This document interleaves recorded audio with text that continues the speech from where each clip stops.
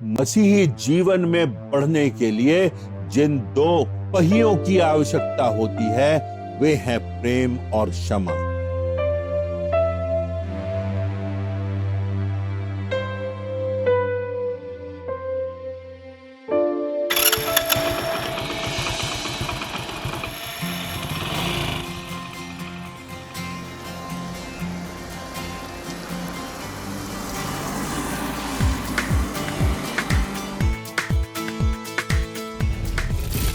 अंधा है क्या? दिखता नहीं?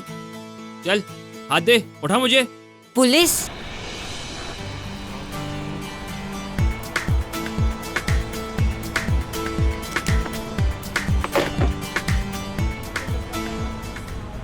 अरे क्या हुआ डेविड साहब, किसे ढूंढ रहे हैं?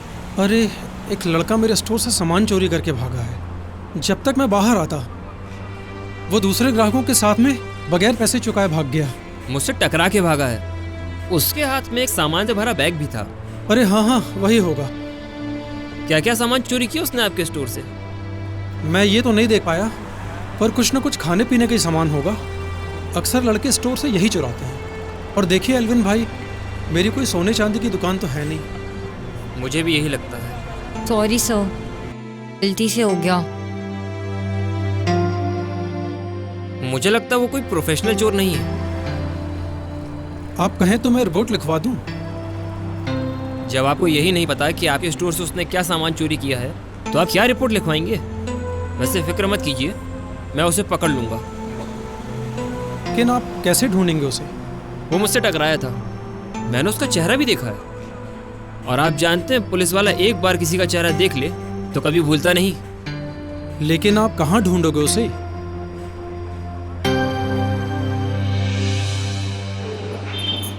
ये जूते मुझे उस तक पहुंचाएंगे।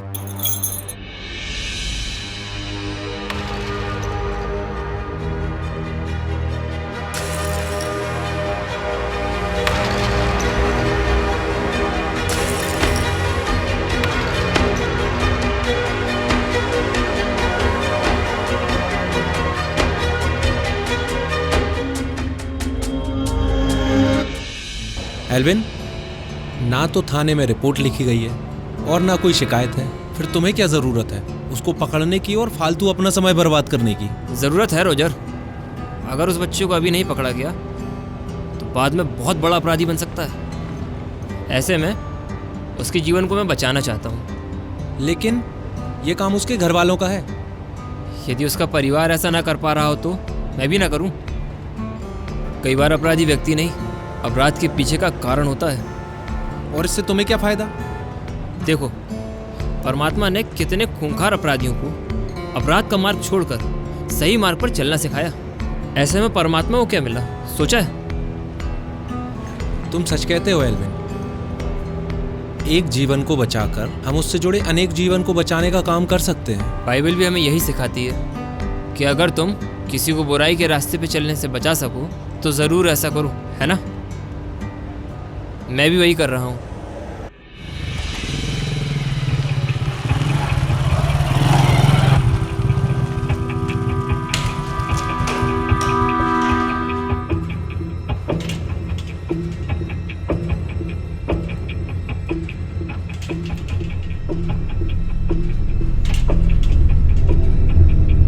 सलाम साहब। क्या हो गया साहब? तुम यहाँ के ठेकेदार हो? हाँ साहब। जूता पहचानते हो किसका है? नहीं जानते साहब। जरा ठीक से देखो। अरे हाँ, ये जूता वो ब्रायन का है साहब। वो तो बड़ा अच्छा और ईमानदार लड़का है साहब। जरा बुलाओ उसको। क्यों साहब, कुछ किया है क्या उसने? तुमसे जितना कहा जाए उतना करो। ठीक है साहब। ब्रायन, अरे ओ ब्रायन।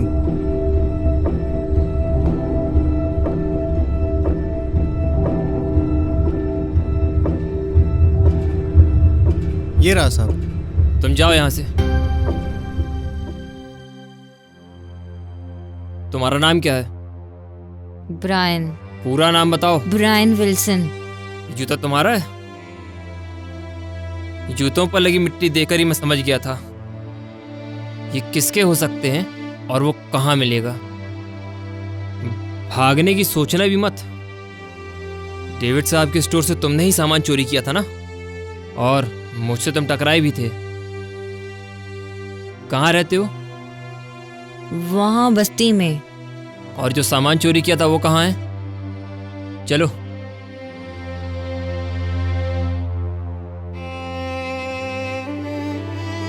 ये रहा सारा सामान।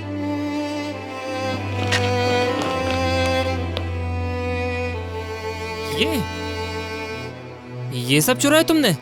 गलती हो गई सर, अब आगे से ऐसा नहीं करूँगा।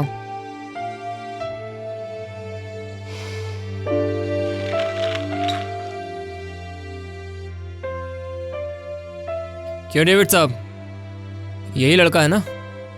अरे हाँ हाँ, यही तो लड़का है वो। पर आपने चोर को बहुत जल्दी पकड़ लिया। लेकिन आप जानोगे नहीं कि इसने क्या चोरी किया और क्यों। दिखाओ बेटा।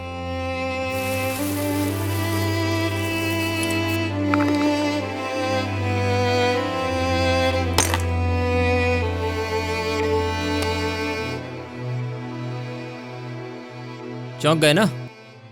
पर तुमने ये सब चोरी क्यों किया? कहीं पढ़ते हो क्या? नहीं, मैं ईंट की भट्टी में मजदूरी का काम करता हूँ। और ये सामान? मैंने अपने भाई के लिए सामान चोरी किया था। मैं उसे स्कूल पढ़ने भेजता हूँ और वो मुझसे ये सामान के लिए रोज कहता है, पर मेरे पास ये सामान खरीदने के लिए पैसे नहीं है। और तुम्हारे माँ बाप? वो गुजर गए। तुम खुद पढ़ने नहीं जाते हो? पहले जाता था 6वीं कक्षा तक, पर छोड़ दिया। तो ये काम तुमने अपने छोटे भाई को पढ़ाने के लिए किया है। तो डेविड साहब, क्या आप इसकी रिपोर्ट लिखाना चाहेंगे? एक शर्त पर इसकी रिपोर्ट नहीं लिखाऊंगा, यदि कल से तुम भी पढ़ने जाओगे।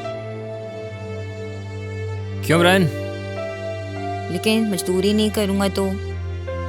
उसकी चिंता मत करो। जो भी सामान चाहिए हो अपने भाई के लिए और अपने लिए ले सकते हो।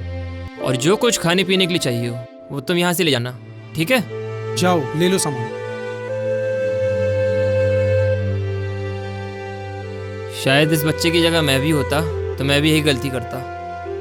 दरअसल चोर तो हम हैं, जो इन बच्चों का बचपन, सपने, पूरा भविष्य भी चोरी कर लेते हैं।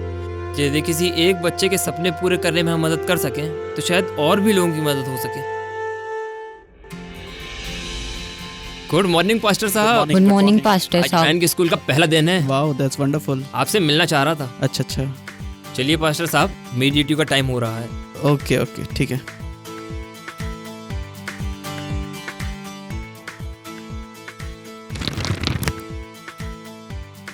प्रेम और भले कार्यों में उकसाने के लिए हम एक दूसरे की चिंता किया करें। इब्रानियों अध्याय 10 का 24वां पद।